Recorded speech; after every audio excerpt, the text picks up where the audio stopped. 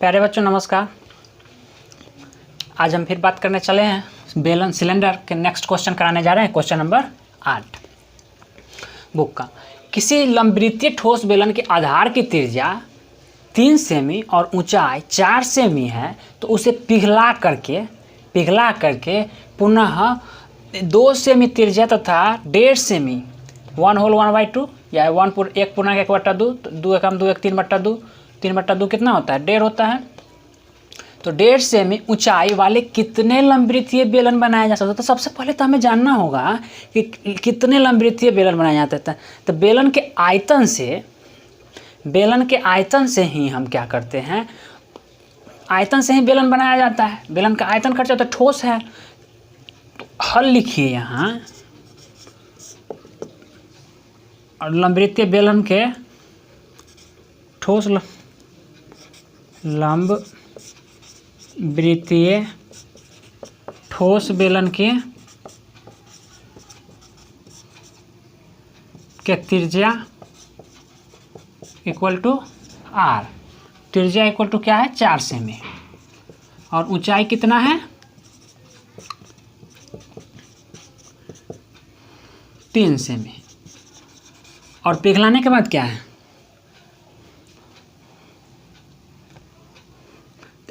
आयतन निकाल लीजिए। इसका आयतन जो लंबवृत्तीय ठोस बेलन का आयतन निकाल लेते हैं। तो आयतन इक्वल टू इसी का आयतन pi R square H. Pi R का वैल्यू 4 × 4 और एच 3। 4 का होल स्क्वायर कीजिएगा तो 4 × 4 नहीं होगा। ओके, अब कहता है कि पिघला करके जो नया बेलन बनाया जाता है, नए बेलन पिघला कर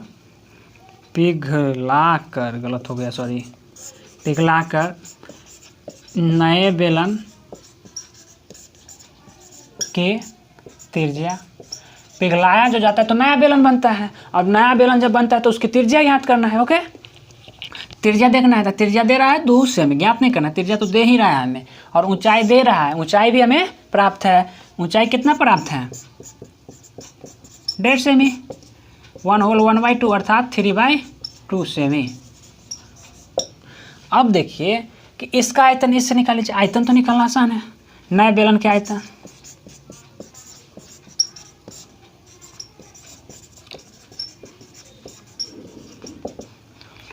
पाई आर स्क्वायर एच अर्थात पाई गुना 2 × 2 और एच जो हो गया 3/2। अब हमसे क्या पूछा जा रहा है, कितने लंबवृत्तीय बेलन बनाया जा सकते हैं। तो को नया वाला कितने बनाया जा सकता है, ई वाला आयतन में इस आयतन से भाग दे दीजिए। ओके, तो बेलनों की संख्या इक्वल टू नए बेलन के, ये जो है नए बेलन की संख्या इक्वल टू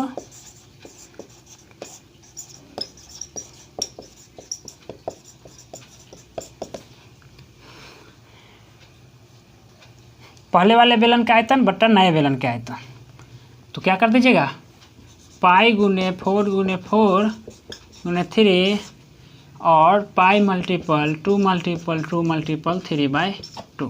पाई से तो पाई कट गया, ये 2 से 2 कट गया और 3 से 3 और 2 2 जा 4 अर्थात 4 दूना 8 बेलन बनेगा। कुल बेलनों की संख्या, नए बेलन की संख्या कितना होगा 8 तो नए बेलन की संख्या होगी। नोट कीजिए, इसे समझ गए होंगे। कह रहा है किसी लंबवृत्तीय बेलन के आधार की त्रिज्या 4 सेमी ऊंचाई 3 सेमी है, तो हम उसका आयतन ज्ञात कर लेते हैं। अभी आयतन ज्ञात नहीं किया जाएगा, पहले पूरा क्वेश्चन पर ये 2 बार कम से कम। इस ठोस को गला करके 2 सेमी त्रिज्या तथा 1.5 सेमी ऊंचाई है वाले कितने लंबवृत्तीय बेलन बनाए जाते हैं। अर्थात आयतन का यूज हो रहा है यहाँ। तो आयतन equal to pi R square H, आयतन लगा दीजिए, निकाल लीजिए दोनों का। और बड़े वाला बेलन का आयतन ये बड़े वाले का हो गया और ये छोटे वाले बेलन का आयतन। तो बड़े वाला में छोटे वाले से भाग दीजिएगा, उतना आयतन बेलन बन जाएगा। बेलनों की संख्या इक्वल टू। ओके, नोट कीजिए। देखिए बाबू, क्वेश्चन नंबर 10 कहता है एक बेलनाकार बर्तन पानी से पूरा भरा हुआ है। एक बेलनाकार बर्तन पानी से पूरा, उसके अंदर उस बर्तन के आंतरिक व्यास, उस बर्तन के आंतरिक व्यास के आधे एवं आधी ऊंचाई, उस बर्तन का जो व्यास होगा उसके व्यास के आधा व्यास एवं आधा ऊंचाई वाले एक ठोस बेलनाकार बर्तन डाल दिया गया। कहाँ? भरे हुए बेलनाकार बर्तन में। तो क्या हो जाता है? उसका पानी गिर जाएगा। तो बेलनाकार वस्तु डाल दी जाती है तो बर्तन में बचे हुए पानी गिर जाएगा, तो बचे हुए मात्रा का जो पानी बचा सो और उससे पहले जो पानी था सो उसका अनुपात हमें लिखना है। Question number 10। अब बताइए कि बर्तन, हमें तो ना त्रिज्या पता है ना ऊंचाई पता है। त्रिज्या को आर ही मान कर चलेंगे, ऊंचाई को एच ही मान के चलेंगे। ठीक है, तो माना कि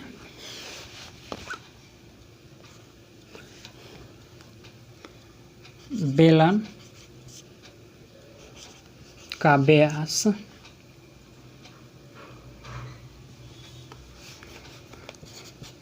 पानी से भरे हुए, थोड़ा फिगर के माध्यम से समझा देते हैं। एक बेलनाकार बर्तन है, इसका व्यास कितना है? पूरा d है। इसका व्यास पूरा d है और ऊंचाई पूरा h है। लेकिन क्या हो रहा है? d है। अब क्या हो रहा है? इसका आधा भाग का बेलनाकार बर्तन, आधा व्यास के आधा वाले को, अर्थात अब इतना ऊंचा तो है भी नहीं, इसके आधे पर है, तो इतना क्यों दिखा रहे हो भाई?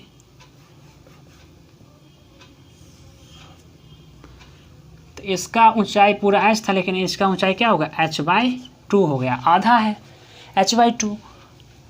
क्या करें? आधे ऊंचाई, तो आधा ही ऊंचाई दिखाएं बेलन में। अब देखिए इसका पूरा व्यास ब्लू कलर वाला बड़ा वाला का है। अब देखिए कि इसका त्रिज्या क्या हो जाएगा?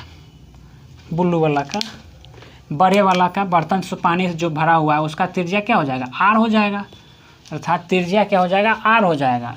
इसका त्रिज्या है और ये व्यास है, ये d जो होगा पूरा व्यास। अब बताइए कि इसका व्यास कितना होगा? ये कलर वाला का, ब्लैक वाला का, इसका व्यास कितना होगा? तो इसका व्यास इस r के बराबर आधा कर रहा है। इस व्यास के आधा क्या होता है? r होता है, तो r के बराबर है। इसका व्यास r है, त्रिज्या ही है। इसका जो त्रिज्या, बड़े वाला की जो त्रिज्या हुआ, छोटे वाला का क्या? व्यास। तो इस छोटे वाला का त्रिज्या क्या हो जाएगा? त्रिज्या इक्वल टू r/2, व्यास का आधा। ओके, तो पानी से भरा बर्तन की त्रिज्या r और ऊंचाई h। अब बताइए, तो आयतन में ही ना पानी रहता है, तो आयतन इक्वल टू बर्तन के आयतन। बर्तन के आयतन मतलब बेलन का आयतन। अब बेलनाकार बर्तन है ना, तो बर्तन के आयतन इक्वल टू πr² h। यही पानी भरा हुआ है। अब बताइए इस बेलन का आयतन, आंतरिक व्यास पुनः छोटा बेलन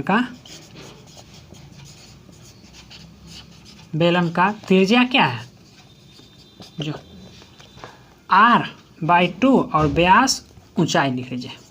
ऊंचाई आधी कर दिया गया, तो h/2। ऊंचाई क्या कर दिया गया? आधा कर दिया गया, और त्रिज्या, ऊंचाई आधा कर दिया गया और त्रिज्या को भी क्या कर दिया? उसके अपेक्षा में त्रिज्या भी आधा हो जाएगा। उसका त्रिज्या r, तो इसका त्रिज्या r/2।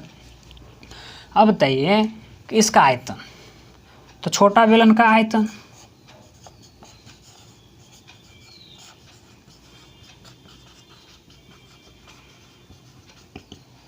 πr² h।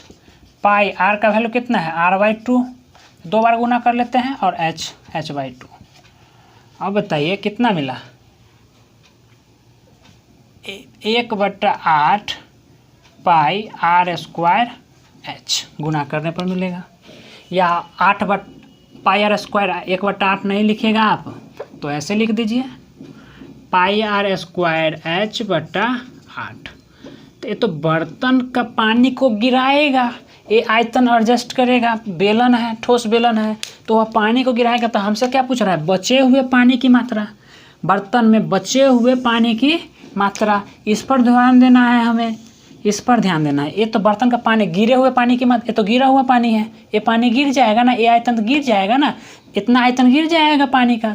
जैसे ही ये बेलन इसके अंदर जाएगा तो ये आयतन क्या करेगा? उस पानी को गिरा देगा। तो इसके लिए आपको क्या करना होगा? बचे हुए पानी की मात्रा क्या करेंगे? ये पूरा पानी से भरा हुआ है पाई आर स्क्वायर H, तो इसमें से इसको घटा दीजिए। ये गिर रहा है और ये पूरा पानी भरा हुआ है, तो इसमें से इसको घटा दीजिएगा, तब बचे हुए पानी की मात्रा नहीं आ जाएगी। इसको मिटाते हैं।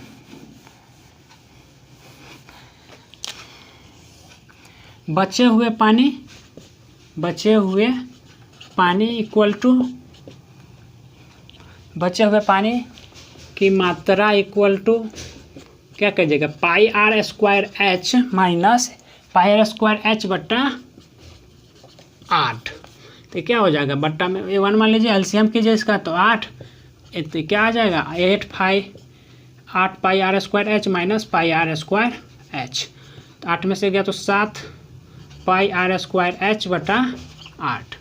अब बताइए बचे हुए पानी की मात्रा एवं आराम में पानी की मात्रा का अनुपात। तो पहले बचे हुए पानी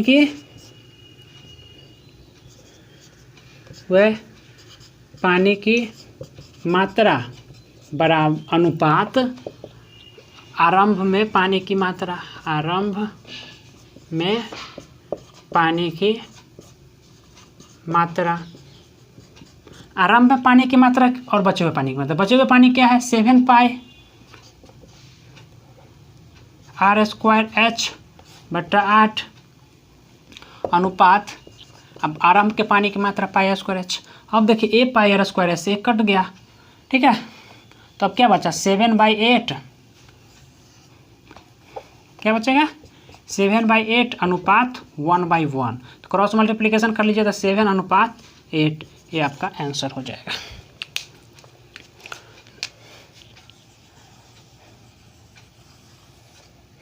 नोट कीजिएगा, ये आपका 7/8 आंसर होगा, ठीक है। हमने क्या किया? इस क्वेश्चन को सॉल्व करने के लिए क्या किए कि एक पूरा पानी से भरा हुआ बर्तन था, उसका आयतन ले लिए पाई आर स्क्वायर H, त्रिज्या R और ऊंचाई H, कोई दिक्कत नहीं। उसका त्रिज्या आधी, बेलन जब जैसे ही व्यास आधा होगा तो त्रिज्या भी आधा हो जाएगा, और ऊंचाई को आधी, तो ऊंचाई भी आधी कर दिए। तो छोटा बेलन का आयतन जब वो क्या है, छोटा बेलन बनाना उसके तुलना में, तो छोटका बेलना का आयतन pi R square H formula लगा करके जब उसका त्रिज्या और ऊंचाई को रखिएगा तो पाई आर स्क्वायर H बटा 8 आ गया। अब कहता है यहाँ हमें क्वेश्चन कहता है बचे हुए पानी, गिरे हुए पानी नहीं, ये तो पानी गिर जाएगा, इसलिए बचे हुए पानी का लेना है। तो बचे हुए पानी की मात्रा pi R square H minus pi R square H बटा 8। पाई आर स्क्वायर H क्या है? पूरा पानी भरा हुआ है बर्तन में से बचे जो गिर गया पानी उसको निकाल देते हैं, तो क्या हो जाता है? शेष पानी बच जाता है। तो बचे हुए पानी की मात्रा अनुपात आरंभ में पानी की मात्रा, तो 7/8 pi R square H minus 7 pi R square H। Pi R square से पाई आर स्क्वायर कट जाएगा, चाहे आपको भाग में ले जाएगा तो ये कट जाएगा। 7/8 इक्वल टू 1/1, क्रॉस कर दीजिए, तो 7/8। इतना तो समझते होंगे, ओके, नोट कीजिए।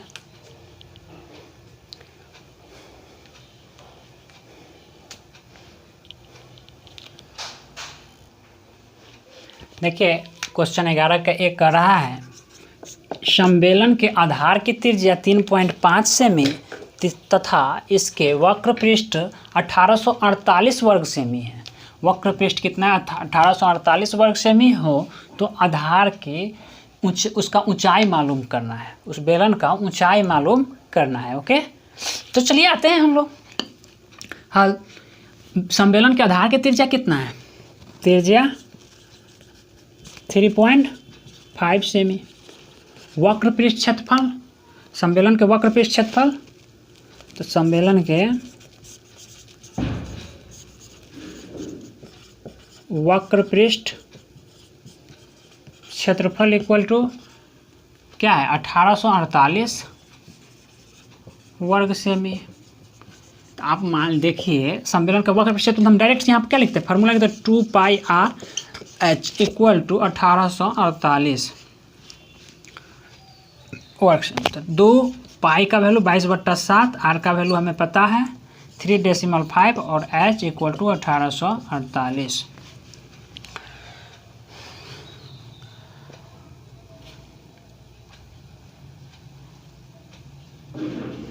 देखिए 2 गुना, अगर हम इसको यदि शॉर्ट में देख ले जाते डेसिमल उड़ा लीजिए, काटने में आपको सहायता मिलेगा, 10 आ जाएगा, 2 पंचे 10, 7 पच्चे 35 और 5 एकम 5, ये पूरा फिनिश हो गया।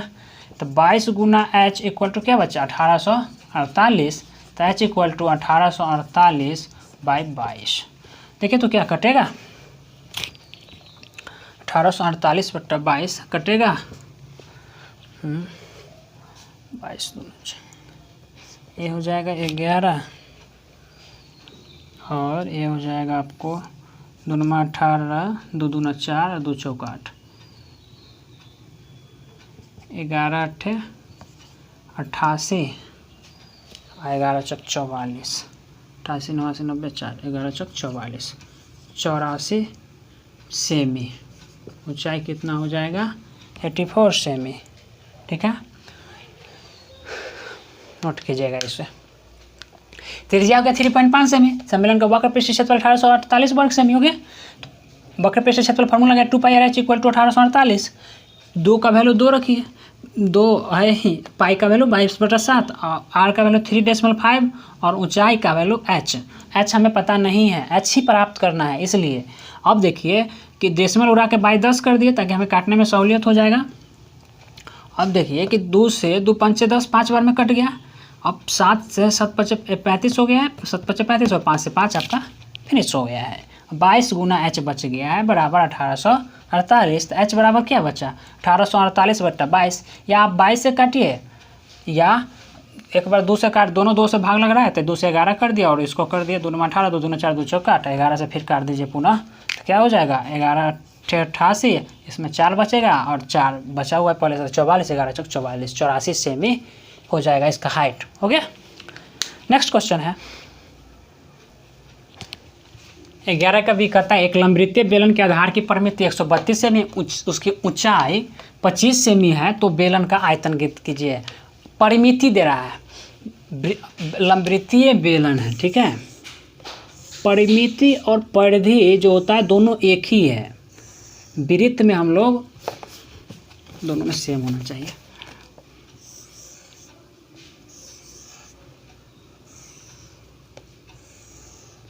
परिमिति और परिधि क्या होता है, दोनों एक ही होता है। यही है आधार जो है, इसकी परिधि हमें परिमिति का, इसी को परिमिति कह रहा है। परिमिति अधिकतर आपने किस में जाने हैं, इसमें जाने हैं, मतलब आयत के परिमिति। तो यही भाग की न लंबाई जुड़ जाता था 2 × l + b के रूप में। 2 ठो लंबाई, 2 ठो आप लंबाई जोड़ते थे, 2 ठो l और 2 ठो b को जोड़ देते थे इसकी लेंथ को, तो यही क्या कहलाता है परिमिति। तो इसको भी हम परिधि कहे या कभी कभी आपको कन्फ्यूजन करने के लिए परिमिति कहेगा, ठीक है। तो ये परिमिति है जो दे रहा है हमें। परिमिति कितना दे रहा है, तो यहाँ देखिए 132 सेमी दे रहा है, जो 2 परिधि क्या होता है 2πr इक्वल टू 132, यही दे रहा है आपको। तो आइए यहाँ हल करने के लिए आते हैं। वृत्त के परिधि, आधार की परिधि,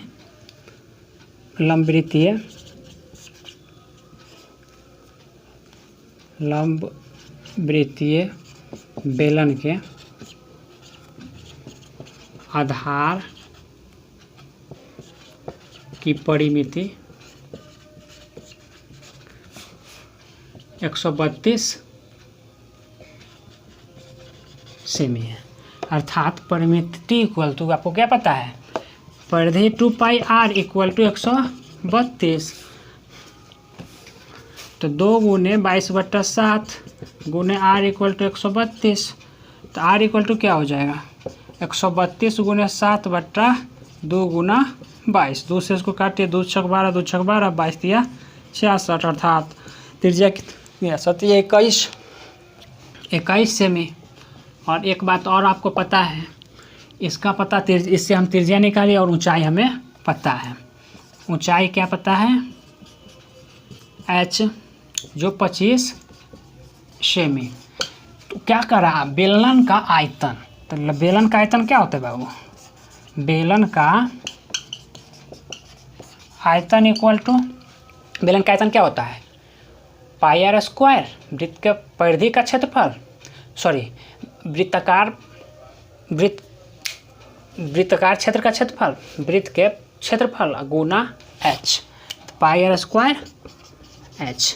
अब देखिए कि पाई आर स्क्वायर h, तो पाई का वैल्यू क्या है? 22/7। आर का वैल्यू 21 गुना 21। h 21 का स्क्वायर कीजिएगा तो क्या होगा? 21 गुना 21। और h 25, सतिया 21, सतिया 21। अब देखिए कि 22 तिया 66 गुना 21 गुना 25 कर दीजिए। आते हैं 66 गुना 21, तो 66, 2 छक 12, 2 छक 12, 1 13, 6 6 2 8, 3 1386 और गुना 25 करना है आपको। 8 6 5 30 और 5 40 और 3 43 के 3 हासिल 4, 5 15, 4 19 के 9 हासिल 1 और 5 कम 5 1 6, 2 छक 12, 2 8 16, 1 17, 2 3 6 1 7, 2 1 2, 0 5 9 7 16 के 6 हासिल 1, 9 6 7 6 13, 1 14 के 4 हासिल 1, 2 1 3, 34 650।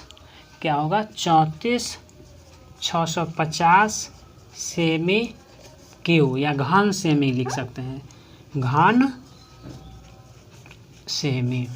34 650 घन सेमी या सेमी क्यू आप लिख सकते हैं। ओके, आज के वीडियो में इतना ही रहने देते हैं, मिलते हैं फिर नेक्स्ट वीडियो में।